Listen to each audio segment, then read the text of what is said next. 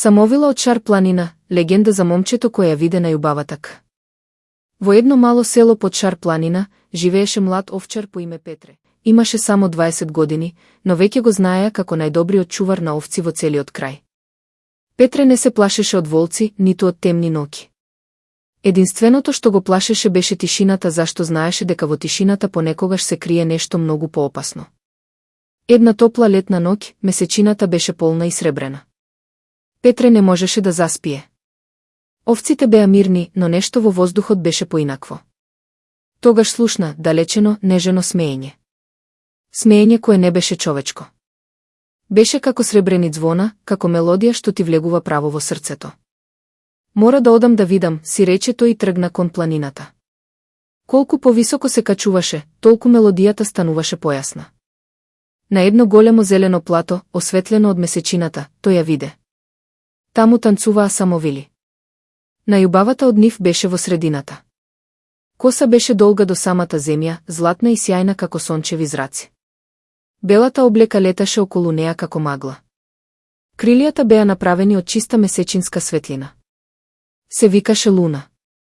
Петре се сокри зад една карпа и гледаше, без да дише. Никогаш не беше видел толку убавина. Еден миг, ветрот го носеше мирисот на диви јаболки и планинско цвеќе. Но тогаш се случи несреќата. Петре случајно допре една гранка. Таа пукна. Сите самовили се замрзнаа. Луна се сврте кон него. Очите блеснаа со сребрена светлина. Кој гледа, праша таа со глас што беше истовремено нежен и страшен. Петре излезе од скривалиштето. Нозете му трепереа. Јас сум. Петре, не сакав да ве навредам. Само никогаш не сум видел нешто толку убаво. Луна се приближи. Мирисот на неа беше како свеж планински воздух по дожд. Многумина дојдоа да гледаат овчару. Некои сакаа да фатат. Некои сакаа да ни ја украдат облеката за да држат овде за секогаш. Што сакаш ти? Петре ја погледна право во очите. Ништо не сакам да земам. Сакам само да ја запомнам оваа ноќ. Луна се насмевна. Но потоа лицето стана сериозно. Тогаш слушај добро, Петре, ќе ти дадам 3 подароци, но со 3 правила. Прв подарок, моја коса.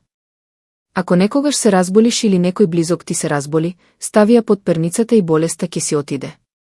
Но никогаш не смееш да ја покажеш на никого. Втор подарок, моето смеење.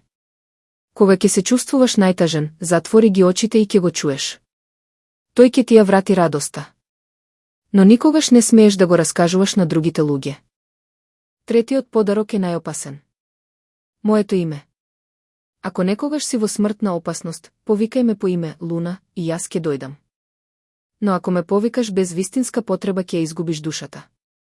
Петре ги прими подароците. Луна го допре со прстот по челото и тој почувствува топлина. Минувале години. Петре станал најпочитуван човек во селото. Лекувал луѓе со таинствената коса, но никому не кажувал од каде ја има. Кога бил тажен, го слушал нејзиното смеење.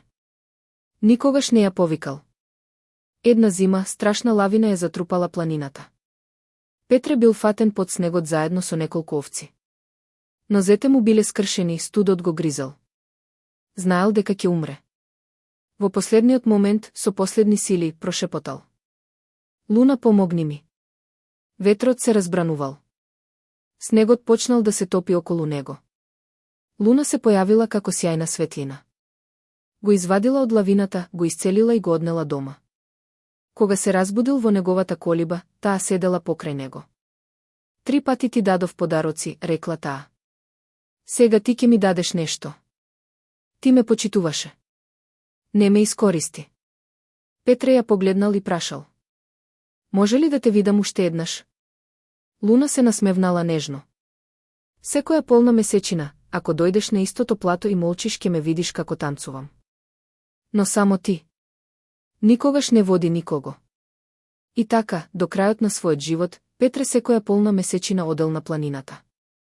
Седел тихо и гледал како најубавото создание на светот танцува под месечината.